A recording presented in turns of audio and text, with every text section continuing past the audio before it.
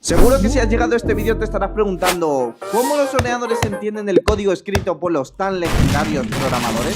Quizás una ardilla súper inteligente está manejando todos los hilos para que el ordenador comprenda perfectamente lo que escribes en ese tan hermoso IDE, o simplemente son todos resortes y engranajes que saben leer tu código. Si aún no me conoces, soy Óscar Fernández, desarrollador de software freelance, y hoy te voy a hablar de todo eso, de cómo un ordenador puede entender todo ese magnífico y no tan magnífico código que escribes. Primero veamos cómo funcionan las computadoras. Primero tenemos un procesador, la pieza más importante, el cerebro de la gran máquina y quien controla todo. Está compuesto por billones de transistores, una especie de interruptores que pueden estar en dos estados, permitir o no el paso de la corriente. Hablando en términos simples, es como un sí o un no, un 1 o un 0. Así obtenemos un bit, la unidad mínima de información. Dependiendo de cómo estén dispuestos estos transistores y lo que se les aplique, el procesador puede realizar diferentes operaciones. Bueno, recuerda un poco tus clases de informática, donde te enseñaron sobre lógica, I/O, verdad, falsedad, álgebra booleana y todo eso. Seguro que ya lo has visto y sabes perfectamente lo que hablo, y si no es así puedes quejarte libremente en los comentarios. Para que el procesador haga lo que queramos, debemos comunicarle que la operación se debe realizar en un momento dado, pero solo en un lenguaje que lo pueda entender. Este es el lenguaje de máquina, es decir, necesitamos transmitirle una secuencia de ceros y unos conocidas como código binario. El procesador toma estos ceros y unos y envía señales eléctricas a los transistores correspondientes para realizar una operación. En resumen, el lenguaje de máquina simplemente le dice al procesador qué transistores cambiar. Originalmente solo se podía comunicar con las computadoras de esta manera, en ese momento tan oscuro de la programación, cuando ni existía JavaScript con sus 5 millones de frameworks, ni Python con sus paquetes para todo, ni nada de lo que conocemos actualmente. Aunque bueno, quizás otros digan de forma quizás acertada que esos tiempos eran mejores. Pero aún así el progreso en ese momento anterior no se detuvo.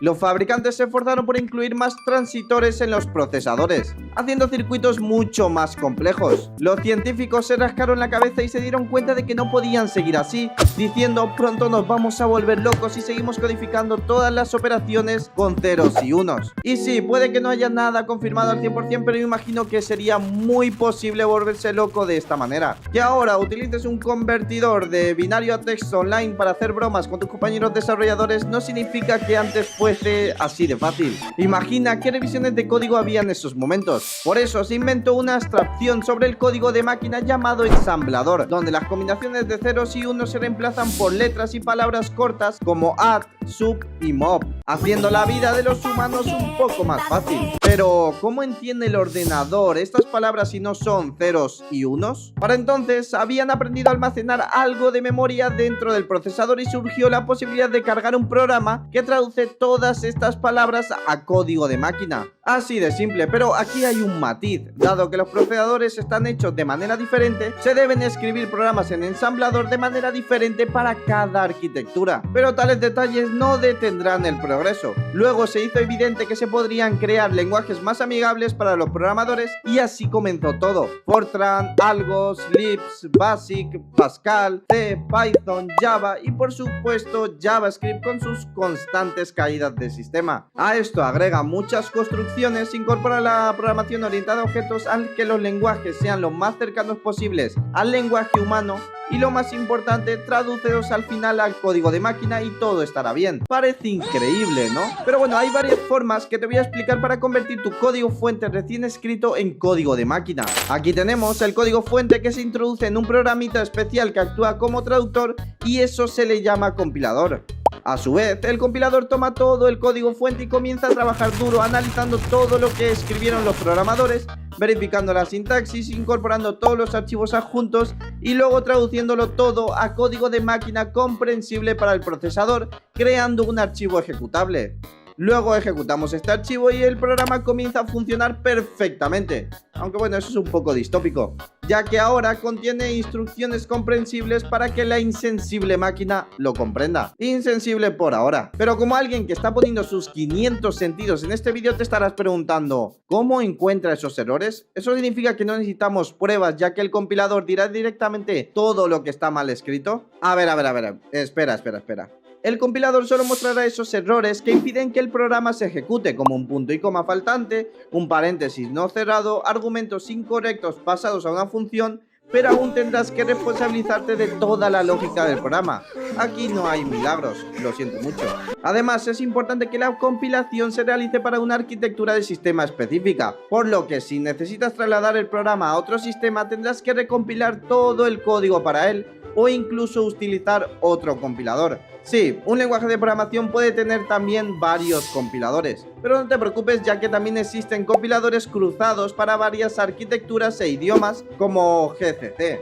Los lenguajes que utilizan compilación incluyen C, C++, Go, Rush y Swift. Quizás otra pregunta que te estarás haciendo es cómo se escriben estos compiladores. Y sí, en otros lenguajes de programación. Pero después de eso puedes escribir una nueva versión del compilador deseado en el lenguaje que tú quieras y compilarlo con el primer compilador para que así, después de crear ese compilador deseado, crees el mismo pero en otro lenguaje de programación y repetir ese bucle. Por cierto, puedes escribir en los comentarios cuántas veces al día sueles compilar. Ahora veamos el segundo tipo de traducción a este frío y calculador código de máquina: la interpretación. Y no vamos a hablar de nada teatral. Bueno, a veces pienso que este canal va en decadencia. Bueno, en lo interpretado también hay un programa especial traductor llamado intérprete, pero la diferencia principal es un poco distinta. A diferencia del compilador, el intérprete es más ligero y no le alimentamos todo el código a la vez, sino que va poco a poco, línea por línea, que traduce a código de máquina y ejecuta inmediatamente y luego pasa al siguiente fragmento. La diferencia con la compilación es que generamos previamente código de máquina para todo nuestro código escrito y obtenemos un archivo que podemos ejecutar, mientras que aquí no generamos nada, sino que pasamos el código fuente al intérprete y este traduce y ejecuta el código línea por línea. Y repito para que quede bastante claro, línea por línea.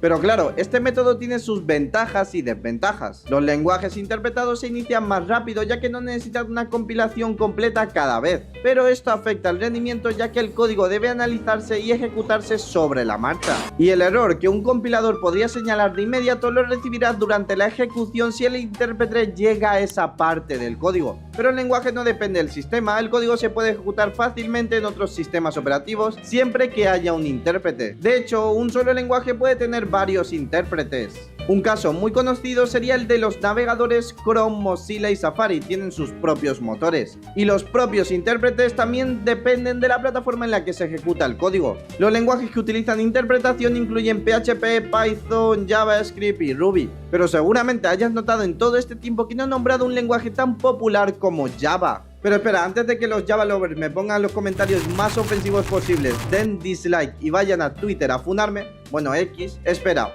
Java tiene una peculiaridad. Su código también se compila, pero no en código de máquinas con ceros y unos, sino en lo que se conoce como bytecode, que son instrucciones sobre cómo interpretar y ejecutar el código fuente. Es decir, ya no es solo código fuente, pero tampoco es código de máquina. Bueno, se podría decir que es código de máquina, pero de otra máquina, una máquina virtual llamada Java Virtual Machine.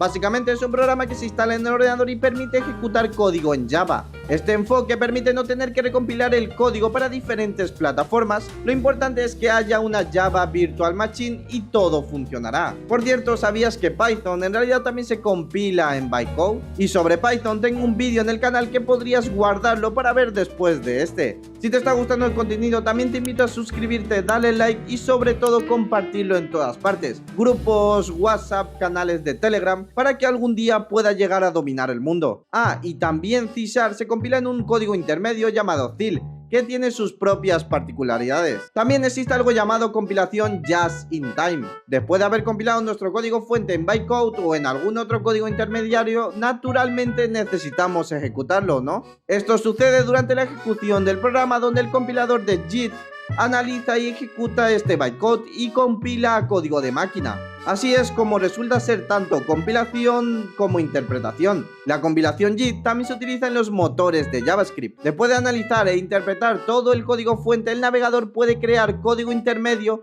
para ciertas partes que, por ejemplo, se repiten con frecuencia y pasarlas a través del compilador de JIT para mejorar el rendimiento. Como ves, las cosas son así. Y para terminar, aquí tienes otro hecho ambiguo. A pesar de que decimos que algunos lenguajes utilizan compilación y otros interpretación, esto no es del todo preciso. En realidad, cualquier lenguaje de programación puede ser compilado o interpretado si realmente se desea. Y existen proyectos de este tipo, solo que los creadores del lenguaje inicialmente establecieron que uno u otro método de traducción al lenguaje de la computadora funcionaría mejor. Pero otra pregunta sería, ¿qué lenguaje elegir, uno de compilación o uno de interpretación? Si te importa la velocidad de funcionamiento del programa y te preocupas por la optimización de recursos y la seguridad, mira hacia los lenguajes compilados. Pero si lo que quieres es escribir scripts rápidamente y actualizarlos fácilmente, entonces mira hacia los lenguajes interpretados. Pero como siempre, todo depende de tus objetivos, de lo que quieras hacer y crear y, como no, de cómo quieras conquistar el mundo. Gracias por llegar hasta aquí, un saludo.